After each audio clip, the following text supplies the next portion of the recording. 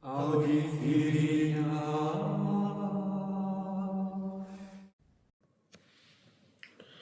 profeta Habacuc.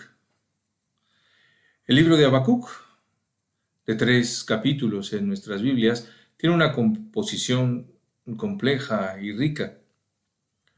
Después del título, oráculo que tuvo en visión el profeta Habacuc, en el primer versículo, el libro inicia con un diálogo entre el profeta y Dios. Por 2 veces Habacuc presenta su queja o su querella a Dios en 1:2-4 y en 1:12-2:1. Y en las 2 ocasiones hay una respuesta en forma de oráculo divino. Yahvé, he oído tu fama, tu obra venero. Yahvé, dice la primera intervención de Habacuc. Y continúa, en medio de los años hazla revivir, en medio de los años dala a conocer. Aún en la ira acuérdate de tener compasión. ¿Por qué me haces ver la iniquidad y tú miras la opresión? Ante mí rapiña y violencia, querella hay y discordia se suscita. Por eso la ley se desvirtúa y no aparece el juicio. A esto responde el oráculo de 1:5-11, que dice que Dios ha suscitado al pueblo de los caldeos como instrumento suyo de castigo.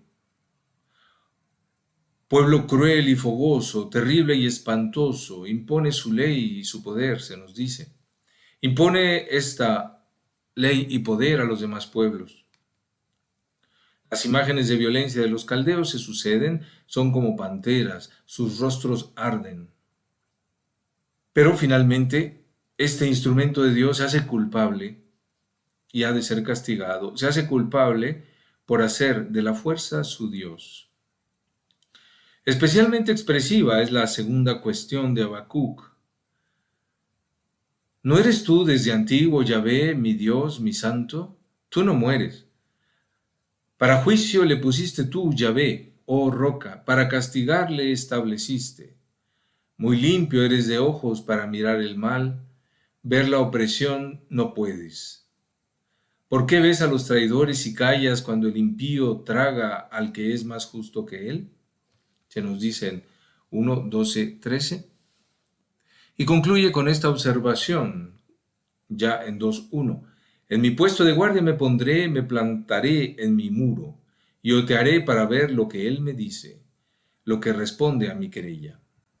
La respuesta que en esta ocasión recibe Habacuc se refiere a la liberación que Dios planea llevar a cabo y a la actitud de espera que debe comunicar el profeta al pueblo. Y me respondió Yahvé y dijo, escribe la visión, ponla en tablillas para que se pueda leer de corrido, porque es aún visión para su fecha, aspira a ella al fin y no defrauda. Si se tarda, espérala, porque vendrá ciertamente, sin retraso. He aquí que sucumbe quien no tiene alma recta, mas el justo por su fidelidad vivirá.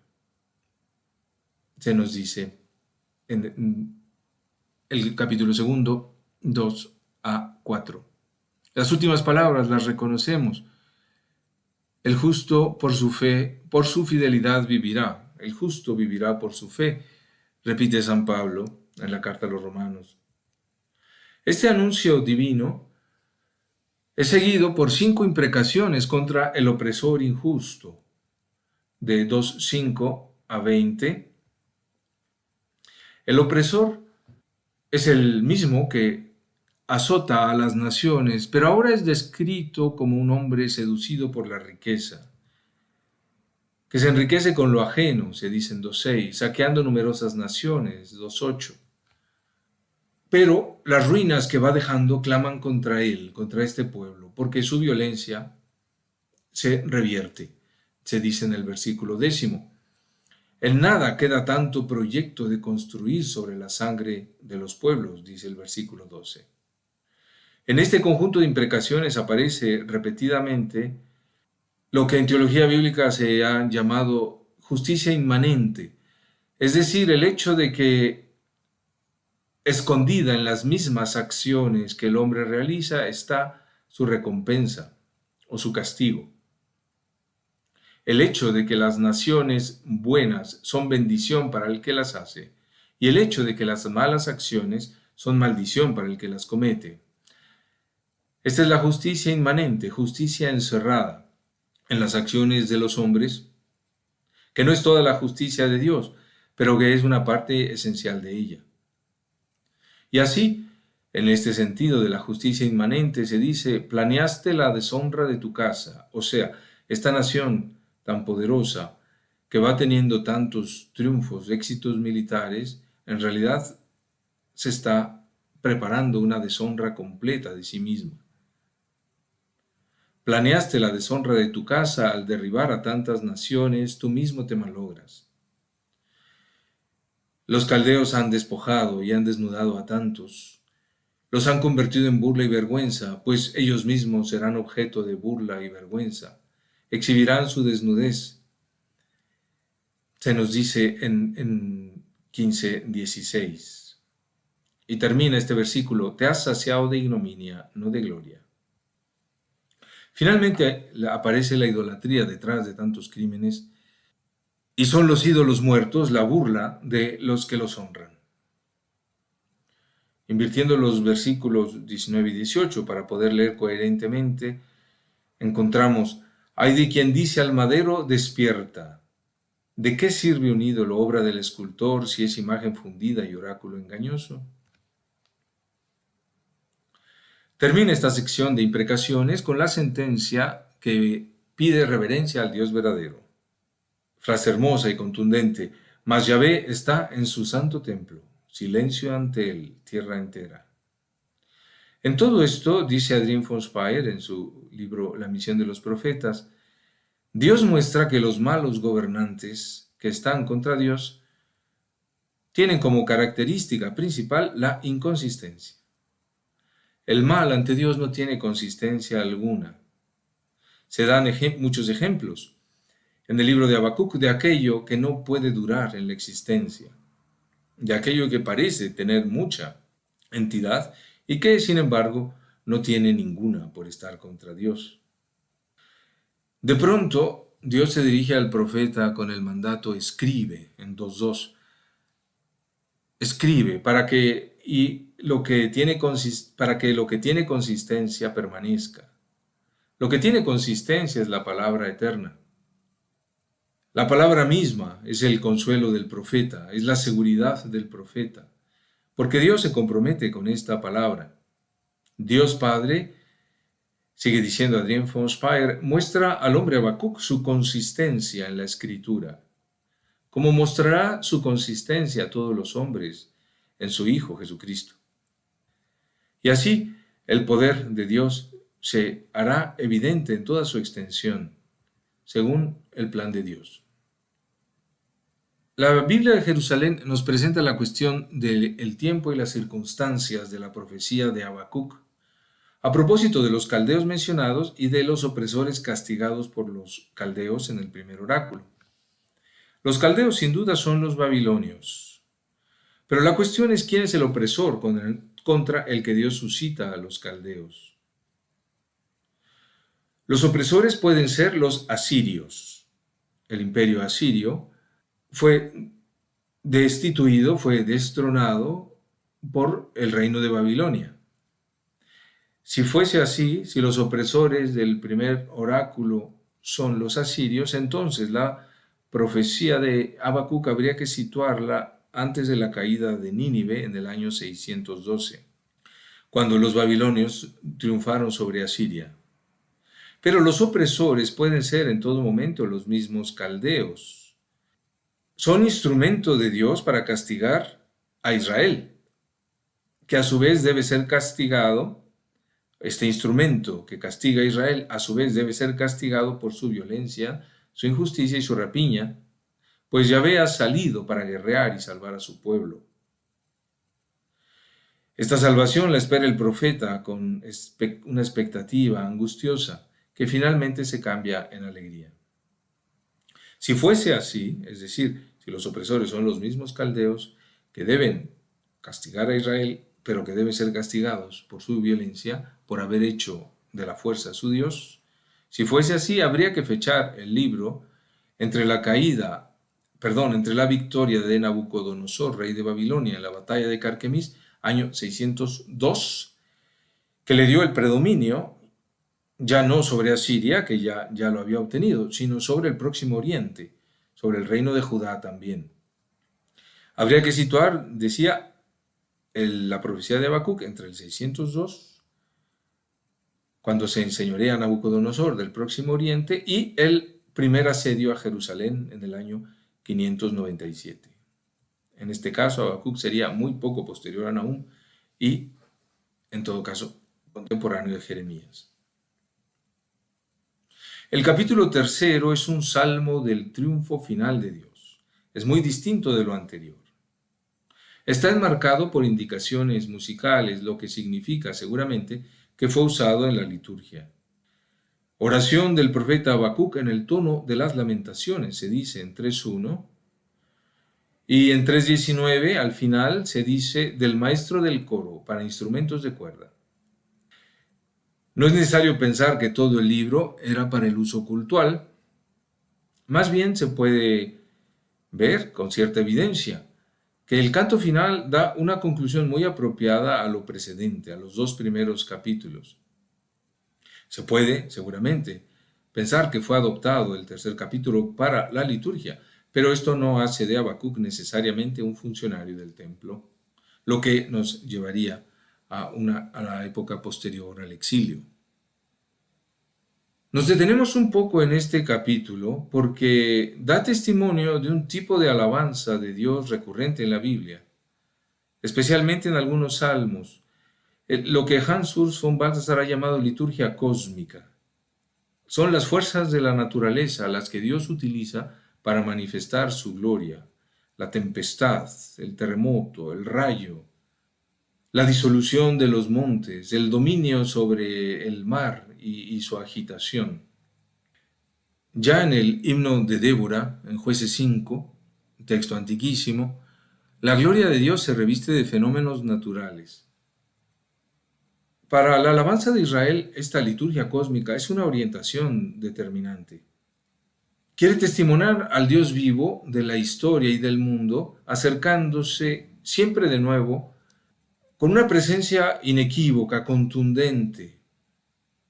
A veces la presencia de Dios es una presencia insinuante, delicada, misteriosa, como en Moisés encuentra a Dios en la zarza ardiente, o como cuando Elías en el monte Horeb no encuentra a Dios en la tempestad ni en el fuego, sino en una brisa suave.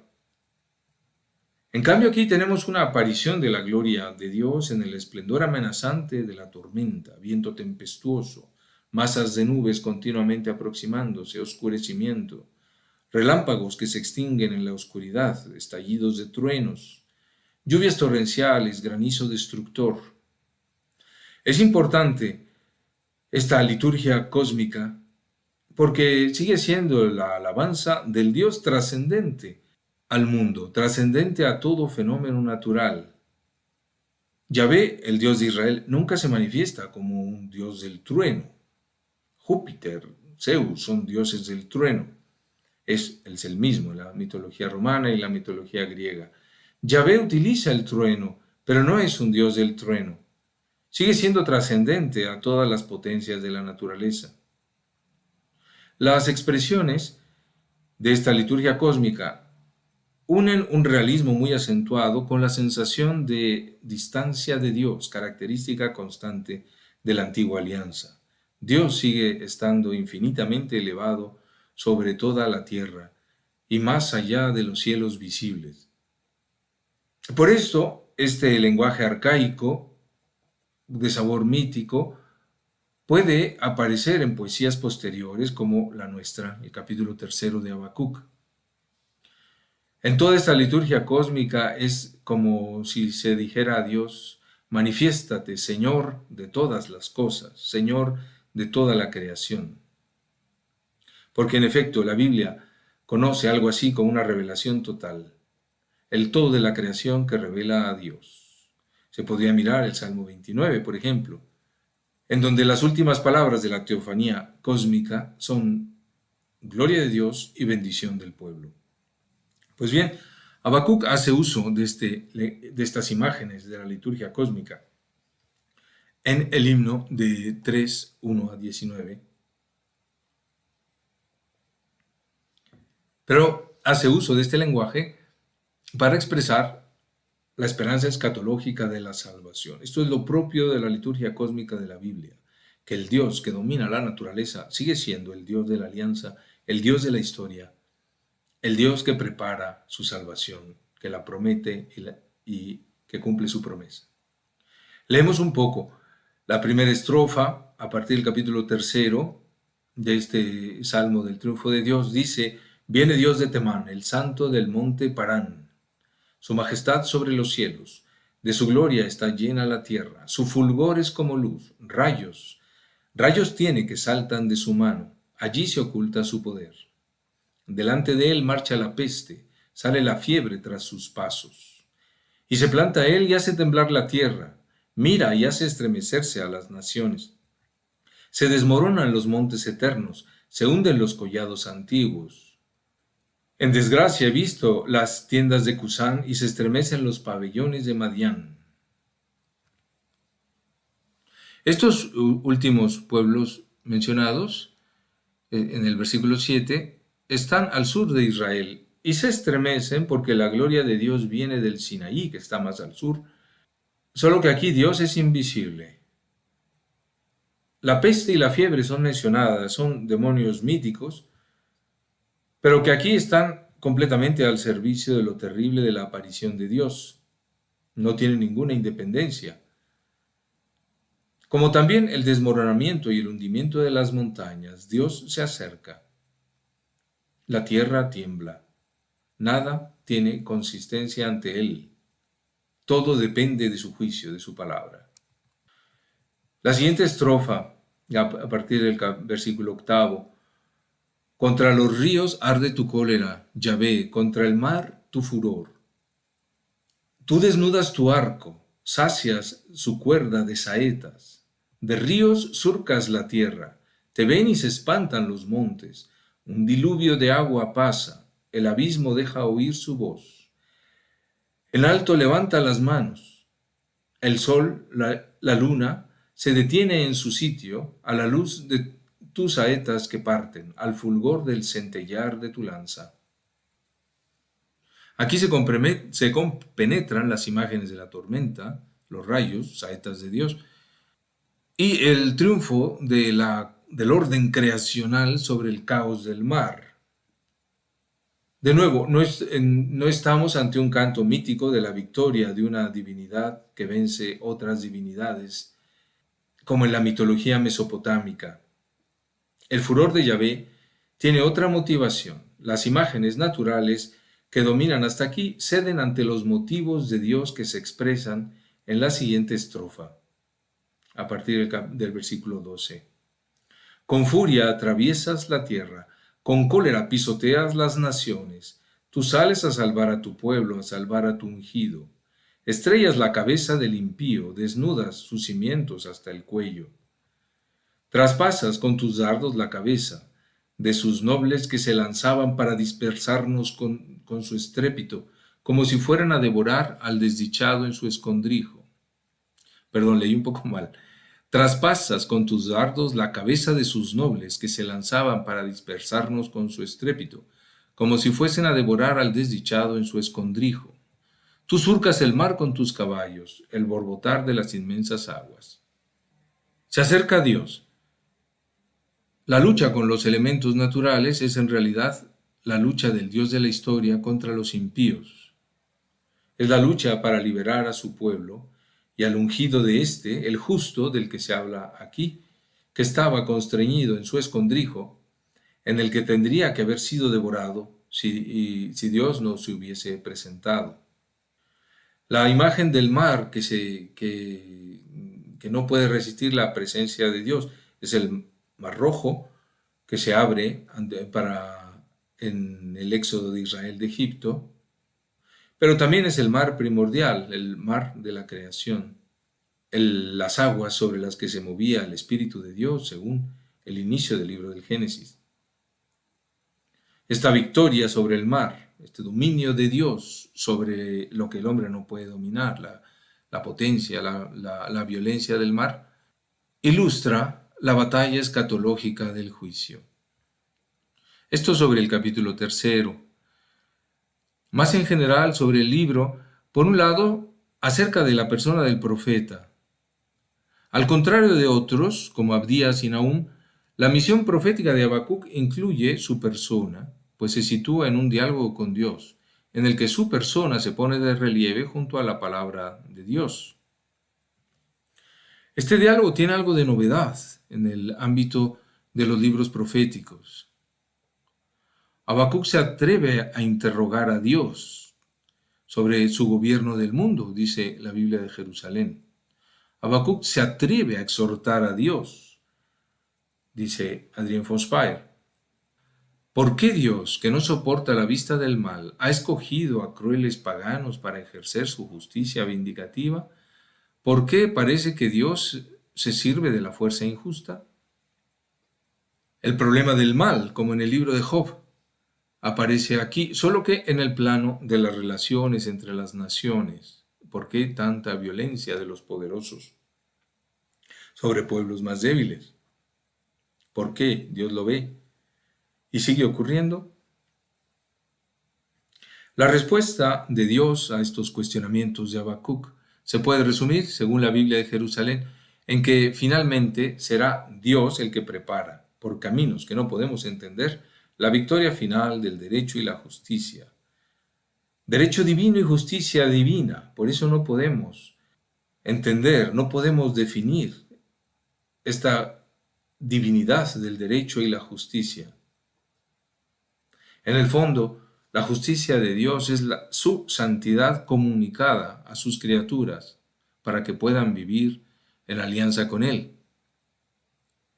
Pero mientras llega esta victoria, recordemos 2:4, el justo por su fidelidad vivirá. Palabra de Habacuc, que es como una perla que recoge San Pablo para engarzarla en su doctrina sobre la fe que justifica y da vida. Romanos 1:17, Gálatas 3:11 y también la carta a los Hebreos 10:38. Así pues, en cuanto a la persona del profeta y en consonancia con lo dicho por la Biblia de Jerusalén, podemos añadir con Adrien von Speyer que en el diálogo entre Dios y Habacuc se hacen evidentes libertad y franqueza por ambas partes. Habacuc debe representar a la criatura libre y creyente ante su creador libre. Ciertamente, Habacuc se hace cargo de la palabra de Dios en obediencia y la expresa en obediencia. Pero lo hace con una gran confianza, con una gran franqueza ante Dios, hasta el punto, ya decíamos, de atreverse a hacer una exhortación a Dios. Habacuc quiere que Dios intervenga ya, clama por la misericordia de Dios, muestra la urgencia de la necesidad que tiene él y todos de la realización de la promesa. Adrien von Speyer ve que en este diálogo de Dios con Habacuc, el profeta se sitúa en un punto medio entre Adán y el Hijo de Dios. Por otro lado, en cuanto al mensaje y su sentido para la lectio divina cristiana, Habacuc nos introduce con fuerza en el realismo de la Biblia. Entre aquello que realmente existe, pues es de Dios, y aquello que no existe, pues es el mal. Entre una cosa y otra se puede ver el desarrollo de toda la historia de Israel. Porque la gracia de la elección de Israel se abre paso por en medio de muchos males, males del mismo pueblo y males de otros pueblos. En medio de un mundo lleno de injusticias se abre paso a la salvación de Dios. Esto ayuda a comprender mejor la vida y la misión del Hijo de Dios encarnado. Él recoge lo profetizado, que hace real la palabra de Dios, que es el mismo. La vida de Jesús, por decir así, absorbe el contenido de la profecía de Israel, en este caso de la profecía de Habacuc. El profeta es un hombre pasajero, en un tiempo pasajero, pero este profeta participa, mediante su profecía y la misericordia de Dios, en el carácter imperecedero de la palabra del Padre. El centro de la misión de Habacuc está en el hecho de que es colocado en la existencia de Dios mismo, no solo como una herramienta, sino como alguien libre, a quien Dios ama y que ama a Dios.